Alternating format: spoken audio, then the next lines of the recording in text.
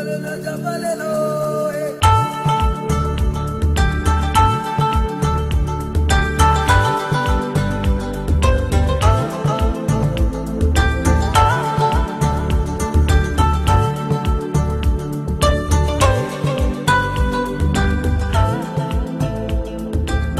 everybody, this is Davies again, Channel 8 TV, DC Productions. We have a privilege to have one of the best that Seattle has ever produced, Lady A, in the house. Thank you. You look amazing, by the way. Thank you so much.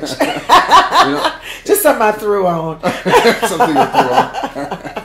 Well, for those of you wondering, we did the first interview with you, and you talked a little bit about who you are, the background and everything, right? So we just wanted to know a little bit more about some of the things that, we see in community today that relate to music. So I wanted to ask you a few questions, if that's okay. That's fine. Let's do it. Let's do it while I'm here. Okay, so just going back a little bit, for how long have you been singing? I've been singing most of my life, so probably started about age 5. I was singing in the kids' choir in church. Yeah. Now, why is it like most of the black folks, any musician I've met, everybody comes from the church? Because that's where we started. Well, actually, we started in the cotton fields, but we were singing in the cotton fields. But not me personally. Right. But we started singing. Coming over to this country, we've always sung, and so church is a big part of the black culture. Yeah. So naturally, you got a mama like mine. You go to church and you sing. You do something in church. Absolutely. So ours was singing, and that's an important case because we went back as far as slavery. Right. I can stretch it back as far as Africa. Of course. Because I was born there. Right. And I know, that music is such an essential part of our lives. And that's one of the things that history actually passed over to even the African Americans today. Right. And therefore you see it manifesting in people's lives every single day. Every day. Yeah. Every day. And I remember in villages, it's like the whole village is like a whole choir. I remember I was born in the city, but when you go back, after people harvest, if there's a wedding or something, you'll find people actually singing in different, tunes, and there's like soprano, baritone. Exactly. And it's not something you teach. It's something that's natural. Yeah. And like you said, that comes from Africa and then over to here, and you find that in churches. You don't need music necessarily. Exactly. It's just in us, inbred in us. That you're born with. It comes from here. It's not something you teach. Yeah. Which is why I think that a lot of our music today, some of it when it comes to blues, because I'm a blues singer, so I look at it from the blues side, is that we are losing some of that. And I see that when I go down south, which is a reason I went down south. Exactly. Because I don't want to forget certain things. When I was growing up, my grandmother, my mother played music, and they played music that you understood. No auto-tune, nothing. They played music that you understood and music that meant something. Yeah. And so I think that has always been instilled in me, along with that church side, that gospel side. And so going down south and singing, I guess with the blues, seeing that there's not a lot of young people doing blues. Yeah. And when I go to these events, I don't see a lot of young African American people where I wish I did. I know. Because they are missing so much. So much, yeah. I was saying in the first interview that I go out with Delta Music Experience, and Mount Aggression puts together a fantastic tour. Yeah. And the first tour I went on, we actually stayed on a plantation, and I was like, that was my reaction. But you know what? Yeah. It was fascinating. Great history. Because it's great history behind it. And I met some exciting people. I wish that more African American young people would go on this tour. Or their parents, see, this is a hint, parents, bring your kids on the Delta Music Experience tour.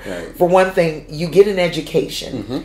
You sit on a bus with artists like Bobby Rush, myself, Super Chicken. Learn something. Learn something about where you come from, about where your parents came from. Absolutely. And about the music. Yeah. Because that's so important. You see a few young people at on these tours. You see a few of them. There's a couple of brothers that play, and I think they're the Peterson brothers that play down in Mississippi. I think they're from Texas, though, but they come down to Hobson's Plantation and play, perform. they're not much older than 16. I'm glad to see them, but I don't see any. I don't see 16, any other. Huh? Yeah, and they one plays the guitar, the other one plays the bass, and they're playing the blues. Wonderful. So they're not getting. I don't think enough of our young people are getting this history that they should get, and it's being played. And and it's. I don't mean anything derogatory about it, but it's being played by white people. Exactly. And it's not that I hate to see it. It's just that we're not embracing the heritage of music. Of music, culture, exactly. Which brings me to my next question. So what's the secret of longevity in the music industry? And I know there's a lot of involvement actually through the years, and I'm going to come to that, but I want to tap into a little bit of your experience. So what's longevity? What's the secret? I'm not saying you're old. I know you're still young. You still got it. Thank you. I got it. So what's the secret of longevity in this industry specifically, like in music? I think you have to love what you do. Okay.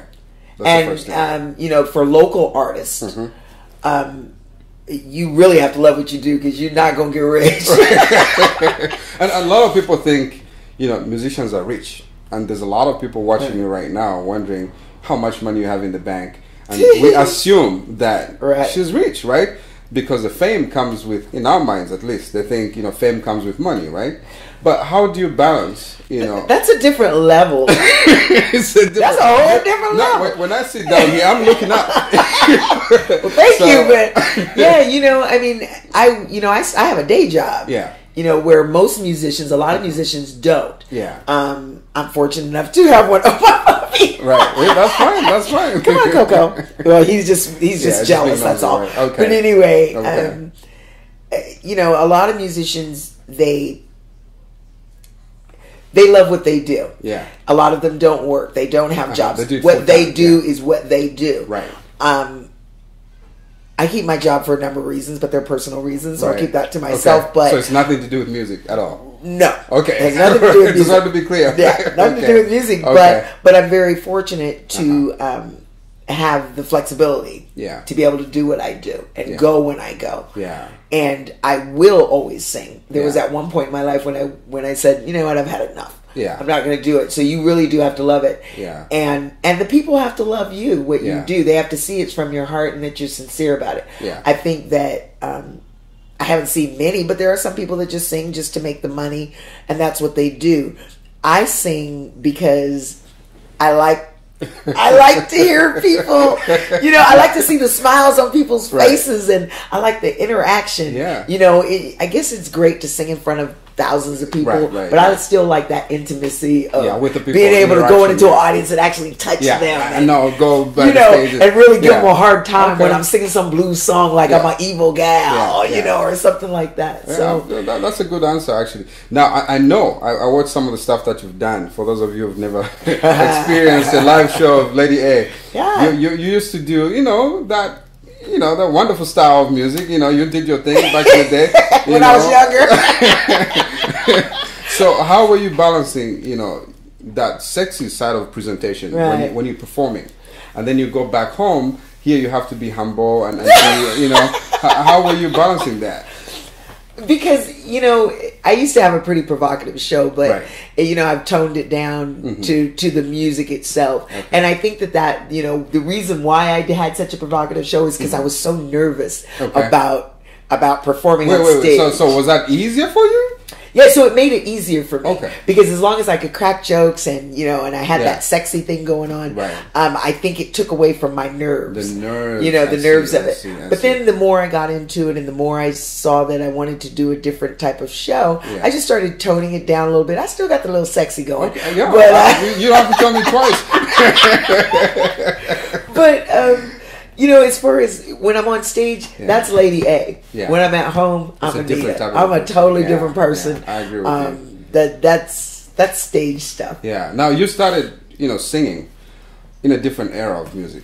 So what do you think? And I know before we met, we actually talked on Facebook and sent messages and stuff like that. So I love the fact that you embrace the new culture of social media. Right. So what are your thoughts on the people that started music back in the day? And they're still doing their thing, but what would you advise them to do? Because we talked about the experience of what how life used to be back in the day. Right. And now some people who started music a long time ago and they're still singing, do they have to embrace the change in social media, or what are your thoughts on that, about that? I think that people who started singing a while ago, I think they're doing fine. Mm-hmm. It's in the blues genre anyway. Mm-hmm. I think they're doing fine. Yeah. I'm only on Facebook because you like pictures. Because I'm on Facebook because I have so many friends. No, I don't know where half those people. If people want to be your friend, I just say yeah, okay. Okay. Because I don't know how to work it. So I'm one of those people. Is that what it is? So it's by accident. Yeah, I call up. Well, not all of them, but I call up my friend Erica, and say, okay, how do I do this? Or Michelle, and say, how do I post this? I think people that are older, I think we just do about as much as we need to do. Yeah. With the social media thing. I think I started out on tweeting, and then I couldn't tweet to save my life. So I let that go. Okay. And then, my friend Erica said, well, you should be on Facebook. And I'm like, okay. Yeah. And it took me a while before I even did that. And then I think she helped me. Okay. So are you comfortable with it now? I'm comfortable with it now. I can post stuff, and I'm good. I use my website to, to get things out. I've been to your website. In my email distribution. I have the same email distribution list I've had. I guess I should get some more friends on my email, but I don't. Everything's word of mouth with me. So, but now, you know that before you send, I know you have a concert coming up, right? Yes. Is it this weekend? Saturday, November 3rd, we'll be at the Scarlet Tree, my old stomping grounds. So are you posting anything through the social media for people to know? Or? Yes, it's on Facebook. It's right there. I have a show. As a matter of fact, I'd like to make this little plug for a really good friend of mine down in Portland, Linda Hornbuckle. She's a really great singer. Okay. And right now she's ill, but they are showing, they will be having a Love benefit concert. Oh, wonderful. The Love Linda concert. So come to Portland with me. I'm getting on the train. Actually I'm driving down. I'm training back. Okay. But get on the train and come down to Portland November 11th. Okay. Be doing that show. I have a show at Vino Bella in Issaquah on November 24th. So, November 26th. After that Saturday after Thanksgiving. 1 week later. Yeah. So y'all will be full. So you're gonna need to work that turkey off. Come to Vino Bella in Issaquah. So what kind of a show are you gonna give? I know you sing blues. Yes. But what kind of a show should people expect when they come to your show?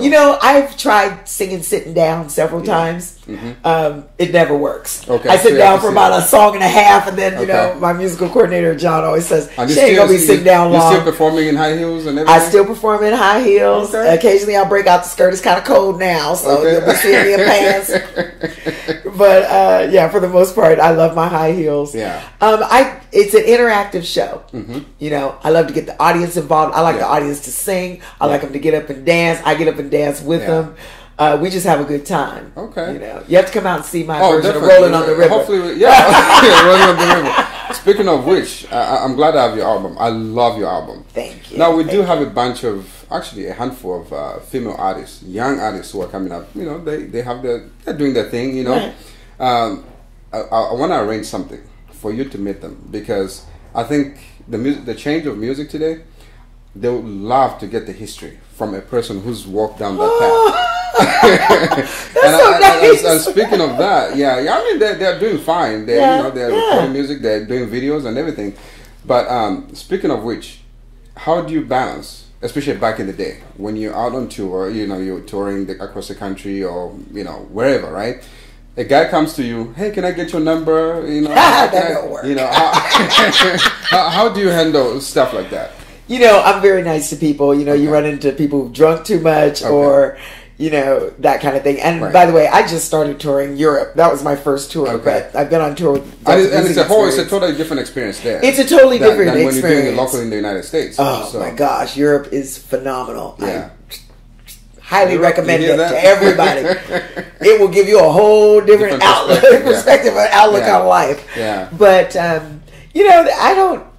I'm a flirt when I'm on. I'm flirting when I'm on stage. You hear that? Okay. I flirt when I'm on stage. Underline that. But after that, as far as getting my phone number, most guys know they ask, but how do you react to that? I just say, honey, you know what? I don't give out my phone number, but you can be my future ex-husband. So listen to my CD, future ex-husband, and you'll find out. See, that's what I love about you, because you keep it real, right? I keep it real. That's for real. Nah, don't play that. You don't play that. The on the road stuff, nah. Yeah, well, one of my artists was telling me the same thing, because, she was like, I don't think I can handle the pressure, because all they see, the people, the audience just see their physicality, Right. And at the end of the day, you're a human being, right? Right. And that's why I asked you. In Europe, it was like, wow. Yeah. I was like, woo, okay, back up. At one point they actually, I was surprised, at one point they actually had security come and walk me through the crowd. And I was like, wow, so that's what it's like. But it feels good, right? Yeah, for a minute, until, they stole my shoes off the stage. Right. It's okay, they gave them back. Okay. I would have let them have them, but they were silver, and I could not find any more silver shiny. I like anything shiny, as you could tell. I can tell. Yeah. Some bling, some... Yeah, as long as it's shiny and, sparkling, I'm like a 4-year-old. Okay. So, were you born and raised in Seattle? Born and raised in Seattle, Washington. Okay. So, a lot of artists that I know from Seattle, they've moved out of the area. Right. Those who are doing good. Right. What made you decide to stay in Seattle? Seattle's my home. I've lived in Florida, lived in Minnesota. Mm-hmm. Seattle's my home. No matter when I leave, I love traveling. I love to go. Don't get it wrong. Yeah, but I end up coming back. I love to go, but I love to come back home. This is where I was, my friends are here. I have a lot of friends here. Like I said, my church is here. Yeah. My mother lives here. Okay. It may rain here, but this is a good place. It's a good place to live. It's a good place to live. I've tried to move myself, but I find myself coming back. And like I said in the other interview, if I ever moved anywhere at this point in my life, stage of my life, I would actually move to Clarksdale, Mississippi. I'd have a house there, but I would, be here. Okay. Because I'm, older than you think, and hot flashes kill me. So I can't be down south when it's too hot. I got to be able to come home. Now, for I know you talked about church. Yes. I don't know why I'm doing this, but I'm going to do it. Okay. Could you, by any chance, for those of you viewers who are watching right now, by any chance, give us some... Actually, I changed my mind. Uh-oh. Let's have you sing... You talked about church, right? So let's have you sing Amazing Grace. And I'm going to join you. You've never heard me sing. I normally don't get on stage with people. No, I'm kidding. You talked about the church, and I want to find out whether you still remember those... Sure, of course I do. Popular songs from church. Yes. And I know black folks are always about better Amazing be able Grace. to sing it. Yeah. Of course. And here we go. So, Amazing Grace. All right. Do you want me to sing the lead? Oh, you're going to sing the lead? I can sing the lead. Go ahead. I'm going to kick back and watch. No. This will be a duet, right? All right, this is going to be a duet. Out of the blue. Folks, this has never happened before, but we're going to try it. We're going to do this. All right. Let's do it. Amazing grace, how sweet the sound that saved a wretch like me. I once was lost, but now I'm found. Was blind, but now I see. Wow, you still got it, man. He can sing. Check him out. Hey, I grew up in church. Just I like that. But thank you so much. This is amazing. This is amazing. And I'm so happy, and I'm looking forward to having you back in the studio. And hopefully we can, arrange something for you to work with some of the younger artists I was talking about. I would love to. Anything for young folks. Yeah, and the benefit concerts that you're talking about, if you can, we'll try to put the information on the Please video. do. It's for Linda Hornbuckle. She's a phenomenal singer out of Portland. She is the Portland blues diva. Yeah. And I have known her for a very long time, and I look forward to going down and supporting in the benefit. That's wonderful. Yeah. So on the new CD, before I forget, yes. What's your favorite song? Oh, let's see. I don't know if it's going to be Cabbage and Cornbread. Okay. Or if it's going to be... I always have two favorites, Okay. On the last CD, it was Still Even. Right now, it's Cabbage and Cornbread. Can we hear just a little bit, maybe a line of your favorite, at least one of your favorite songs? If you don't mind, please. I grew up on cabbage and cornbread. That's all I can give you. Wow. You hear that? That's the music that needs to be preserved. Yeah, and you don't find such voices today, and it's a blessing to for you to even give us a chance to talk to you. And it's a blessing for you guys to even want to interview me. I'm like, wow. And I'm glad you decided to stay in Seattle, because a lot of great artists, like you, they moved out of the area, but they have to. What we need is more support from people like yourself, and especially local radio. I'm just so amazed by the radio. Anyway, I mean, my CD gets played more, down south, even in Wenatchee. Yeah. She said, "What?" I'm in the top 10 in Wenatchee. Yeah. Somebody just sent me that. And you were nominated, right? Pardon me? Were you nominated in some kind of? I was nominated for a Blues Music Award. Yeah. Okay. How did that go? Well, I didn't win, but at least I was nominated. I was huge. In good company. Oh, that's to me, huge. that's huge. That's huge. And that was in 2010. So this CD that we're working on now, my producer John Oliver and I are working on, and he wrote 5 songs. I wrote one, and then a friend of mine, Terry Wilson, wrote a song for me that I'm going to put on the CD, and I'm really, really excited about this one. It's gonna be something. It's gonna be a little different. It's gonna be something. So I like to do stuff at random, right? I know you've given back a lot of stuff to your community through your service, a lot of things, and we know that. So we've done our history a little bit. So as a token of giving back to you as well, from my company, at least with the people that we work with, we decided to do a official music video for you. Oh wow! Okay, that's a surprise. That's my surprise look, y'all. Wow, that is surprising. So the people are watching today, when they see the official music video produced by DC Productions with all our friends we work with, really, I'm more than glad to do that for you. I am so shocked.